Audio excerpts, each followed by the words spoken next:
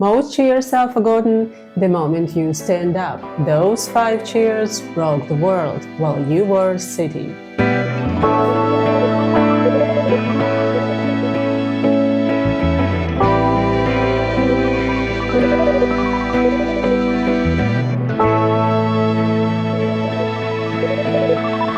As an artist with a design background, I've developed certain bias toward objects.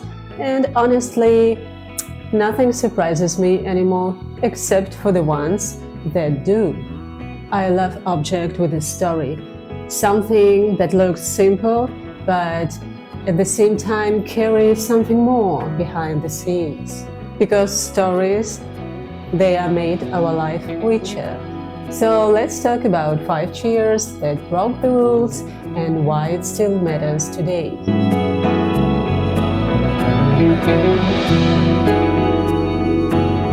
Let's start with a cheer you've definitely seen and probably never thought twice about. The Thonet No.14 design in 1859 by Michael Thonet. It didn't look revolutionary. It looked like a cafe chair because it was. But what Thonet actually did was quietly insane. He took solid wood and bent it with steam. No carving, no joints, no unnecessary structure, just heat, pressure, and a very specific vision that furniture could be made completely differently. The chair shipped as a flat pack, 6 pieces, 10 screws, 1 chair. And if you still need proof of what steam bent wood can do, during the 1889 World Exhibition in Paris, someone threw this chair off the Eiffel Tower from 57 meters. The chair survived.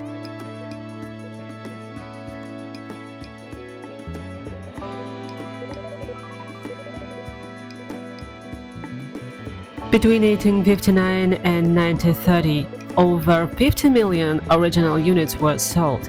If you count modern production and copies by other brands, estimates go up to 100 million worldwide, making it arguably the most successful mass-produced object in history. Not a phone, not a car, a chair. And the same bentwood logic, wood shaped by steam rather than cut, directly inspired Mies van der Rohe, Marcel Breuer, Alvar Aalto, and later Charles and Ray Eames. So when you sit in a Eames chair, you're sitting in Thonet's idea. Le Corbusier called it the most elegant chair in existence. Personally, I find something very honest about this chair.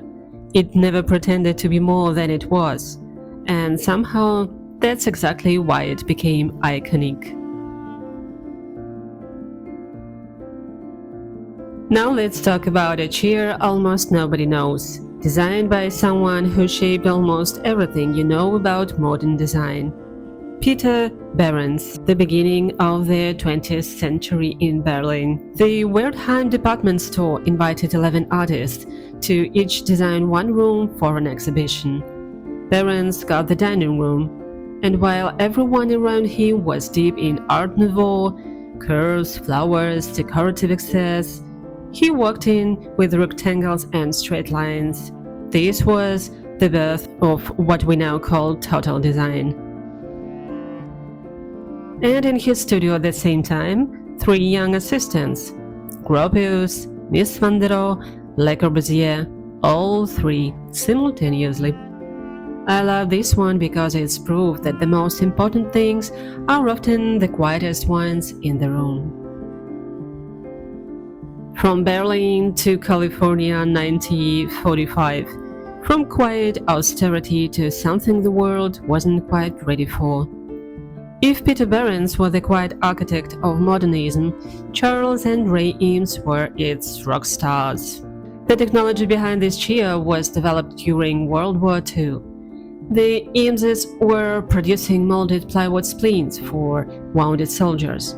When the war ended, they looked at what they had learned and asked, "What else can we do with this?" The answer was the LCW, molded plywood shaped to follow the human body, back and seat separated, connected by a rubber mount so the chair moves slightly with you. In 1945, this was not furniture. This was ergonomics before anyone used that word. Time magazine called it the best design of the 20th century, which is a bold statement, but not an unfair one. What broke the rules here was their thinking, taking something born from necessity and tragedy and turning it into something beautiful and deeply optimistic. This next one is my personal favorite story, because it involves a theft, a courtroom, and a very long wait for justice. Norman Cherner, 1957, New York. A manufacturer called Plycraft hired Cherner to design a lightweight molded plywood chair. He submitted his designs. Plycraft told him the project was cancelled. Shortly after, Cherner walked into a furniture showroom and saw his chair being sold. The label said, "Designed by Paul Goldman, the owner of Plycraft." After a bitter legal battle, he won the rights and royalties in 1961. But production eventually stopped and the chair became a rare ghost of mid-century design.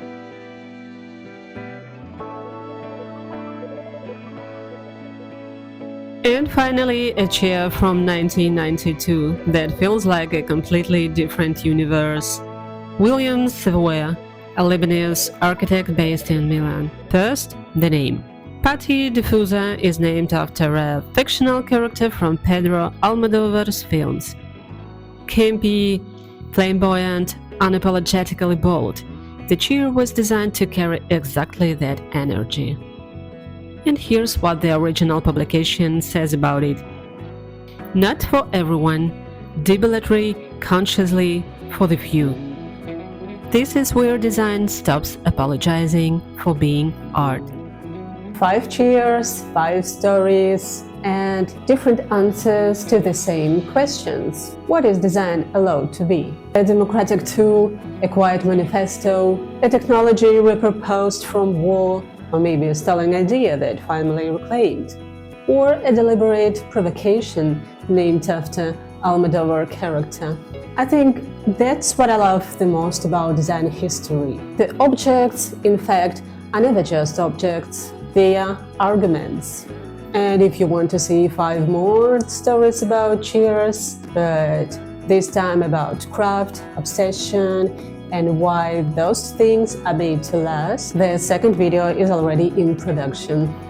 If you have your favorite chair with a story, don't forget to share in the comments. I'm always looking for the next obsession. I hope you enjoyed this video and don't forget to like, share, subscribe. I hope to see you soon.